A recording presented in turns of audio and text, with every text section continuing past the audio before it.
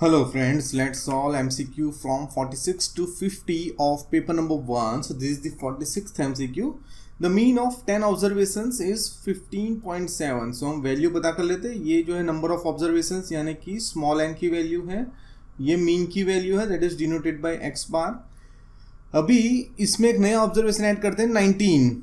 तो नया मीन क्या होगा वो हमें ढूंढना है. So let's come over here. सबसे पहले हम फॉर्मूला लगाएंगे mean that is denoted by that is x bar is equals to sigma x i upon n.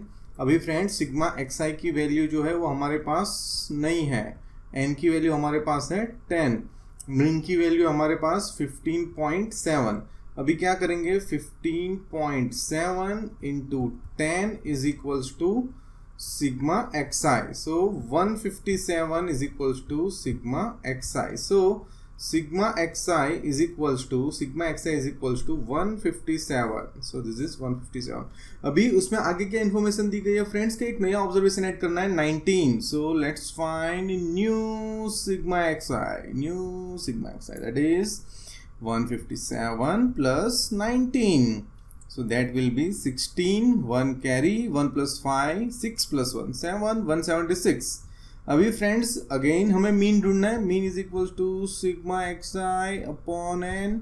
अभी हम नया सिग्मा एक्स आई लिखेंगे, नया मीन ढूंढ रहे हैं तो सिग्मा एक्स आई की वैल्यू हो जाएगी 176. नंबर ऑफ ऑब्जर्वेशन हो जाएंगे 11 because new observation is added. तो एक नया ऑब्जर्वेशन ऐड हो गया, 10 तो सही, 11 नंबर का एक नया आ गया. अभी इसका डिवाइड बहुत ईजी है. 176 डिवाइड बाय 11, 11 1 जा 11, so here 6 11 6 जा 66. So 16 is my answer. So that is option B. Right, I hope you understood what I explained. Let's go to the next MCQ. Now here we have z minus m is equals to what? So ये बहुत interesting है. एक standard formula है हमारे पास जो हम ये statistics वाले चैप्टर में फ्रीक्वेंटली यूज करते हैं. z is equals to 3m minus 2x बार. ये आपको याद करना है, मेमोराइज करना है. अभी ये जो है वो कुछ अलग है, डिफरेंट है. कैसे करेंगे? z is equals to, ध्यान से देखना friends, m let's say 1m plus 2m. ठीक है, 3m की जगह मैंने उसके पार्ट कर दिया 1m प्लस 2m. क्यों पार्ट किया मैं अभी आपको बता रहा हूँ. ठीक है, अभी इतना समझिए. अभी ये 1m ये साइड आएगा तो माइनस, अभी आगे m लिखना जरूर नहीं है. ठीक है, तो ये हो गया 2m माइनस 2x बार. तो ये मैंने इसलिए किया क्योंकि मेरी लेफ्ट हैंड साइड इसके साथ मैच हो रही है. देखो अभी राइट हैंड साइड देखते हैं. राइट हैंड साइड हमें ये मैच करना है. कैसे करेंगे? z minus m is equals to, ये दोनों में से मैंने 2 कॉमन ले लिया, into bracket m minus x bar, isn't it. तो अभी फ्रेंड्स ये भी है, क्या मिसिंग है? 2. तो यहाँ पे आंसर हो जाएगा 2a, isn't it. So understood how I solved it, right? It's really very easy. अभी फ्रेंड्स ये मैंने कंप्यूटर की जो कैलेंडर है कंप्यूटर का, उसमें से मैंने 2016 का फरवरी मंथ लिया हुआ है क्योंकि ये जो ईयर हमारा चल रहा है वो लीप ईयर है. ठीक है, this video is being made in 2016. सो इसमें हमें पता करना है कि probability of the month February in leap year having 5 Fridays. अभी सबसे इंपॉर्टेंट बात ये है फ्रेंड्स कि 29 डेज है फरवरी के मंथ में, जो कि लीप ईयर है उसमें. ठीक है, लीप ईयर में फरवरी में 29 डेज होते हैं, नहीं तो 28 होते हैं.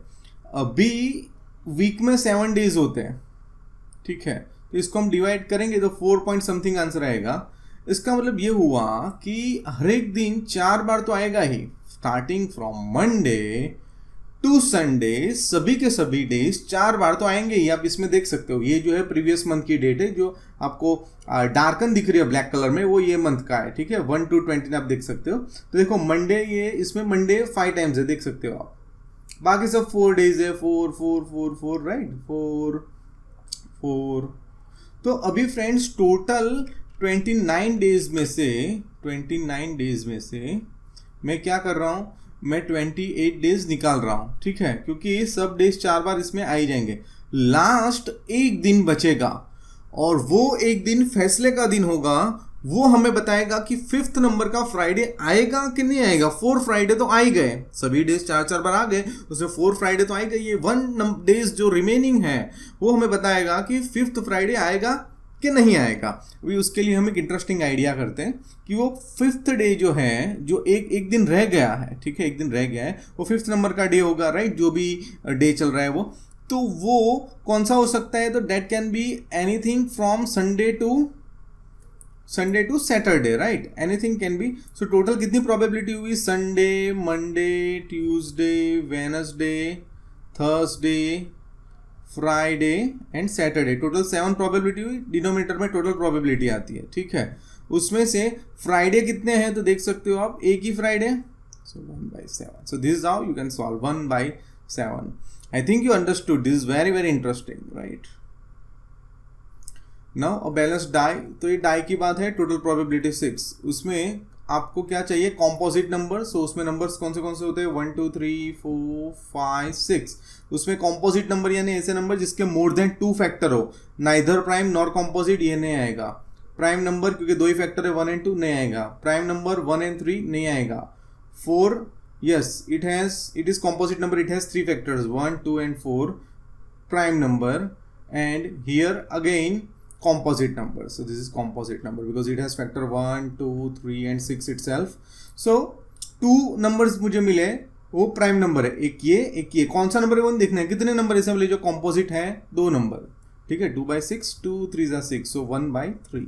So my answer D, 1/3. Let's solve the last MCQ of paper number 1 and then we will solve 2 markers from the next video. So here a point on ground, so let's take this point on ground and from there somebody is watching from there, from the base of a tower, watching from a point on ground that is 200 meter away from a base of a tower. So यहाँ पे tower है, उससे 200 metre दूर ये point है और वहां से टॉप ऑफ द टावर पे देखा जाता है। So top of the tower पे देखा जाता है और मुझे फ्रेंड्स बताया गया कि एंगल 60 फॉर्म हो रहा है। तो मैं यहाँ पे लिख दूंगा एंगल 60, यहाँ पे A, यहाँ पे B, यहाँ पे C, BC is equals to 200, given equation, here is 200 meter, so this is 200 BC, right, and angle ACB is equals to 60. So हमें जो फाइंड करना है, क्या करना है? Head of the tower. So AB is to be found. अभी ये side पता है, ये पता करनी है, बहुत ईजी है, tan 60 ले लेंगे, अपोजिट अपॉन एडजेसेंट। यहाँ अगर थीटा लेते हैं तो ये अपोजिट साइड या एडजेसेंट साइड। इसमें अगर कंफ्यूजन है तो आप चैप्टर 9 ट्रिग्नोमेट्री के बहुत सारे वीडियोस अपलोड हुए हैं, वो आप देख सकते हो। सो opposite side is AB, adjacent side is BC। tan 60 की वैल्यू टेबल में से आई √3, टेबल मेरे पास अभी नहीं है, but if you have seen my videos for trigonometry उसमें आपको पता चल जाएगा कि ये सब वैल्यूज का टेबल होता है, उसमें से वैल्यू आई है। AB is friends unknown, here it's 200, isn't it? अब ये 200 यहाँ पे आ जाता है तो ये हो जाएगा 200 upon √3 is equals to AB। तो अभी फ्रेंड्स अब देख सकते हो 200 अपॉन √3 जो कि ऑप्शन बी में है और वो करेक्ट आंसर है। So here we complete all 50 MCQs, right. We will solve 2 marker sum from the next video. I hope you are improving your mathematics and you are enjoying watching my videos. If you have any feedback or suggestion, we are trying to produce as quality video as we can. We have updated the voice quality from the video number 8 of paper number 1. We have bought new software and hardwares that can give you the best quality education. Thank you.